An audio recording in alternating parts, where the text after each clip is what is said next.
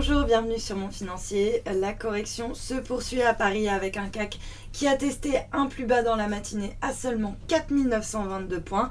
Un marché qui perdait à ce moment-là plus de 2%, donc pas mal de panique dans la première partie de la séance. Et puis finalement, le marché a su remonter la pente pour se hisser jusqu'aux portes des 4980 points. Alors la version risque domine quand même toujours la tendance, une aversion risque alimentée notamment par le risque de voir la Grèce faire défaut.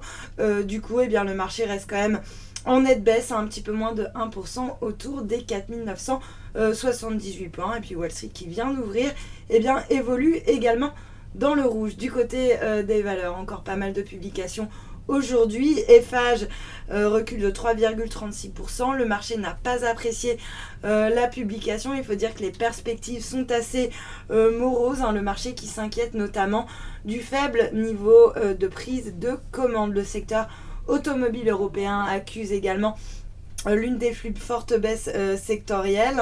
Forestia redonne pratiquement 3%. On a Plastic Omnium également sur le SBF 120 qui recule de 3%. Et puis ST Microelectronics en revanche parvient à reprendre de la hauteur. Le titre fait même la course en tête sur le SBF 120 après avoir indiqué que son chiffre d'affaires du deuxième trimestre devrait progresser d'environ 3,5%. Donc des perspectives mieux que prévu. Et puis bien orienté également, on a Numérica qui grimpe de 2,5%. Le groupe a relevé son objectif de rentabilité à moyen terme. Et puis un autre secteur qui se distingue à contre-tendance, le secteur pétrolier qui continue de profiter de rachats à bon compte, aidé par le repli du dollar et puis également par la remontée des cours du brut. On a donc Vallourec qui gagne pratiquement 1% à 22,24 €, suivi de Technip qui se distingue parmi les rares hausses du CAC avec un léger gain de 0,36%. On n'est plus très loin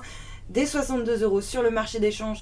Beaucoup de volatilité également. L'euro, lui, s'inscrit en forte hausse par rapport au dollar. On est autour des 1,1235. L'euro qui est même allé voir 1,1270 en séance. Et puis la monnaie unique qui grimpe également par rapport au yen de 0,37% à 134,93 yens. Et puis le dollar, lui, en revanche, il reste stable par rapport à la devise japonaise, toujours au-dessus des 120 yens. Et puis, dernière classe d'actifs, l'once d'or qui profite du regain d'aversion risque et de la nervosité des investisseurs. Elle est orientée à la hausse, plus 1% quasiment autour des 1195 $ l'once. Voilà pour le point marché. Restez avec nous. Très bonne journée.